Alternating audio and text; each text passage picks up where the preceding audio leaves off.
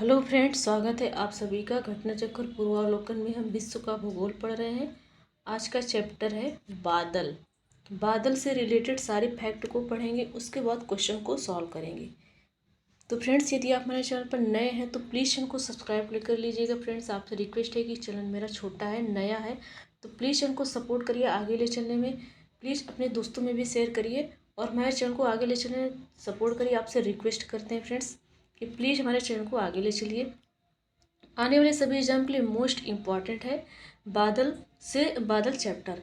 तो जितने भी सब्जेक्ट हैं सभी सब्जेक्ट के घटना चक्र पूर्वावलोकन के क्वेश्चन हम सॉल्व कर रहे हैं, प्लस डिटेल में भी पढ़ रहे हैं, जो कि आने वाले एग्जाम के लिए मोस्ट इम्पॉर्टेंट है। कोई भी एग्ज़ाम हो, सभी एग्ज़ाम के लिए। तो चलिए बादल से रिलेटेड सारे फैक्ट को पढ़ते हैं, उसके बाद क्वेश्चन को सॉल्व करेंगे।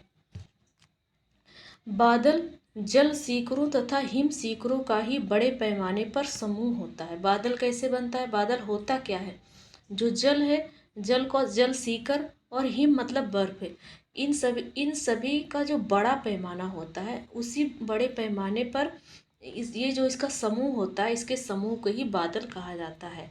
तो जल सीकर तथा हिम सीकर का जो बड़ा पैमाना होता है, जल सीकर तथा हिम सीकर का जो समूह होता है, उसी समूह को बादल कहा जाता है। यह कोहरे की अपेक्षा अधिक ऊंचाई पर पाया जाता है। कोहरा स्थल पर पाया जाता है और बादल अधिक ऊंचाई पर पाया जाता है। जब धरातल पर ऊपर उठती गर्म एवं आर्द्र हवा की एडियाबेटिक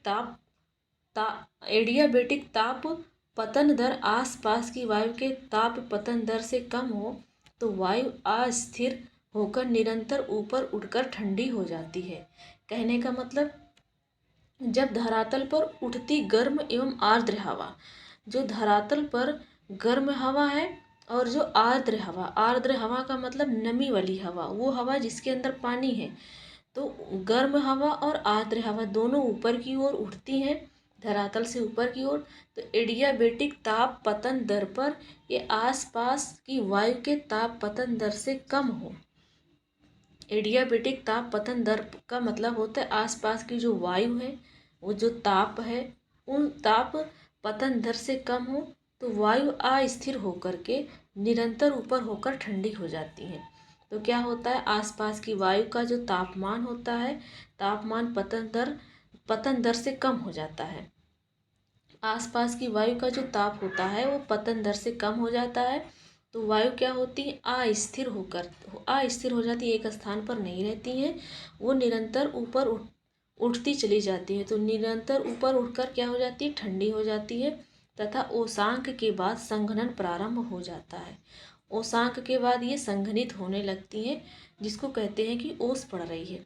जब संघनन हिमांक के ऊपर संपन्न होता है तो जल सीकरों का अथवा हिम सीकरों का निर्माण होता है।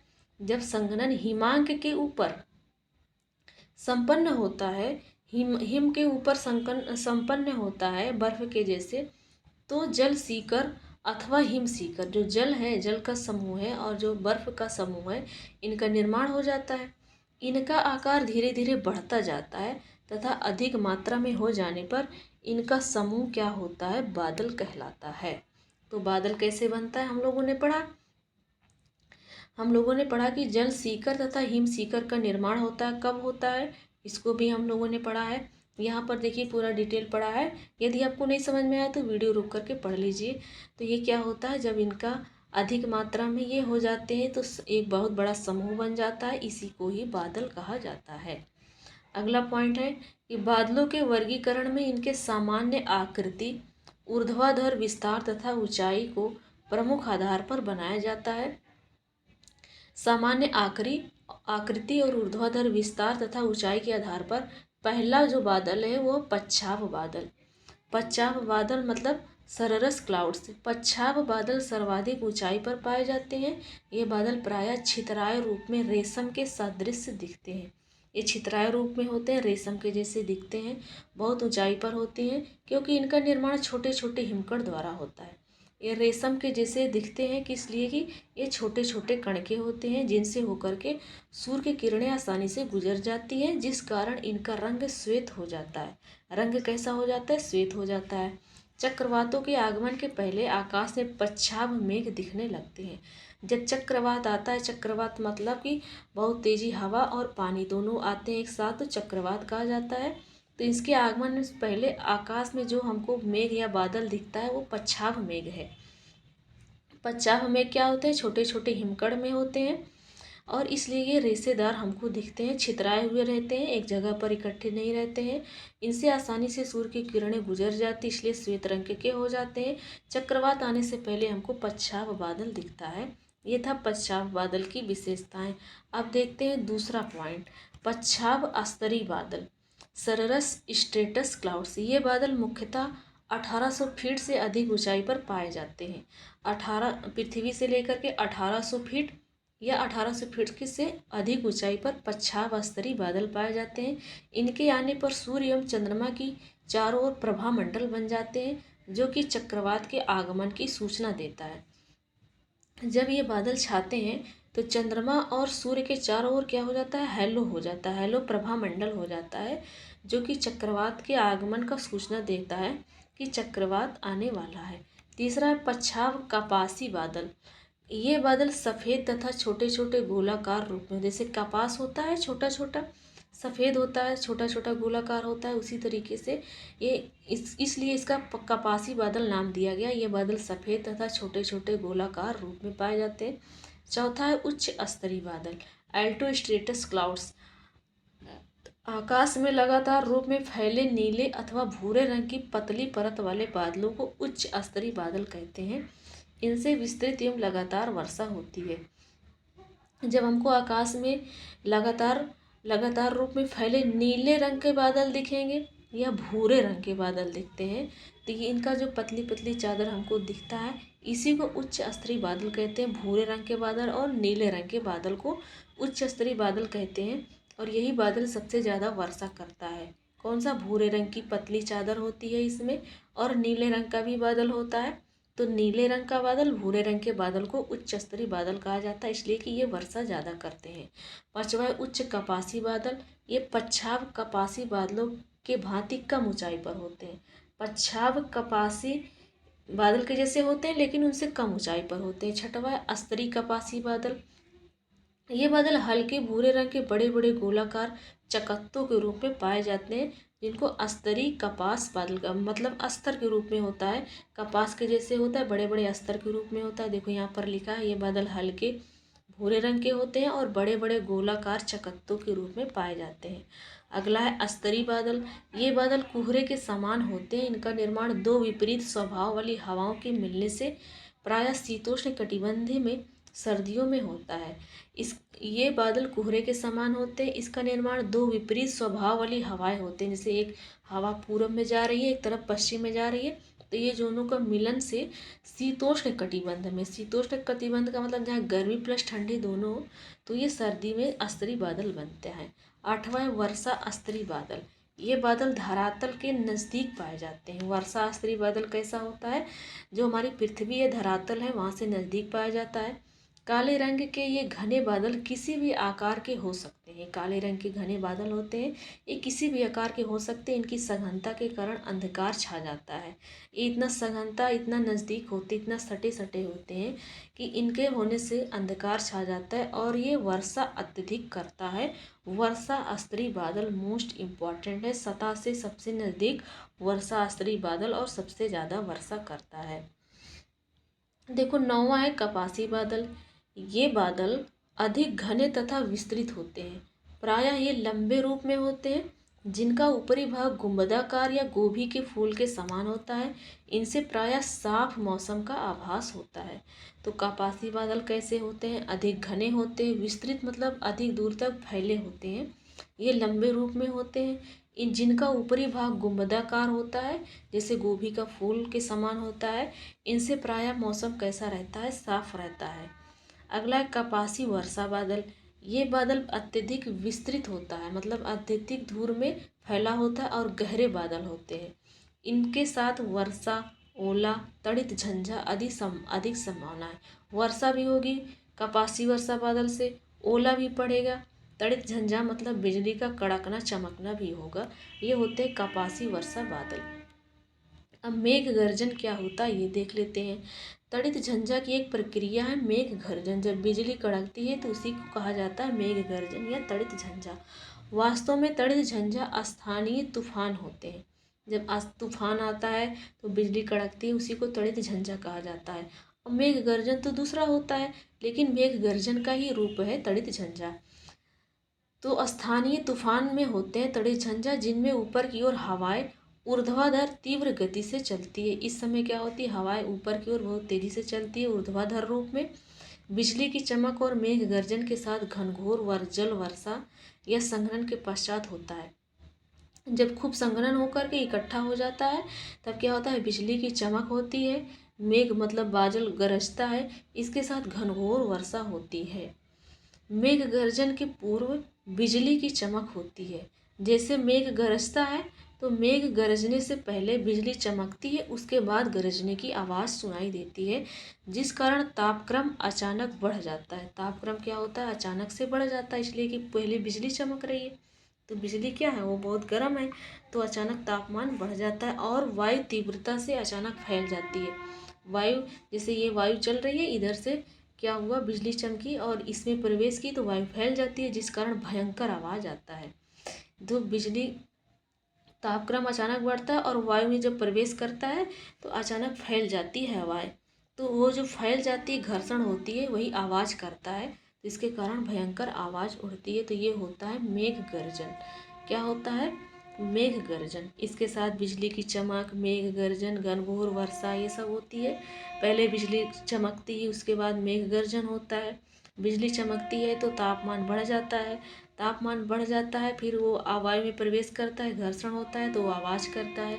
तो ये सारी बातें थी। तो चलिए पूछे गए क्वेश्चन को सॉल्व करते हैं। बादल परिणाम है, संघनन का परिणाम है, संघनन हो जाता है तो बादल बनता है, बादल बनता है। तो बादलों का निर्माण संघनन की प्रक्रिया के फलस्वरूप होता है। जल के गैसीय अवस्था के तरल या ठोस अवस्था में परिवर्तित होने की क्रिया को संघनित कहते हैं, संघनन कहते हैं। कंडेंसेशन कहा जाता है। तो जल का जो गैसीय अवस्था है, तरल या ठोस अवस्था में परिवर्तित होने की क्रिया को संघनन कहा जाता है। पृथ्वी की सतह से काफ़ी ऊंचाई पर वायुमंडल में जलवाष्प के संघनन के फलस्वरूप निर्मित जलकणों या हिमकणों के समूह के बादल कहा जाता है। जलकण या हिमकण के समूह को क्या कहा जाता है, बादल कहा जाता है, जो पृथ्वी से ऊंचाई पर होता है। कौन सा बादल अत्यधिक तीव्र वर्षा के लिए उत्तरदायी होता है, तो वर्षा स्तरी। हम लोगों ने पढ़ा था कि धरातल से सबसे नज़दीक है वर्षा स्तरी बादल। ये काले रंग के होते हैं, घने बादल होते हैं और आकार में बड़े होते हैं। अत्यधिक सघन है, इसके कारण अंधकार छा जाता है और वर्षा ये अत्यधिक करता है। सर्वाधिक ऊंचाई के बादल कौन है, तो हम लोगों ने पहले पढ़ा था, जो पच्छाव स्तरी के बादल है, ये सबसे ऊंचे पर होते हैं, पच्छाव स्तरी बादल 1800 फीट से अधिक ऊंचाई पर होता है। अगला क्वेश्चन है, दिया गया है कि कौन सा कारण इसमें तथ्य सही है, ये बताना है। तो जलवायु और भूगोल विषयक तथ्यों पर विचार करना है।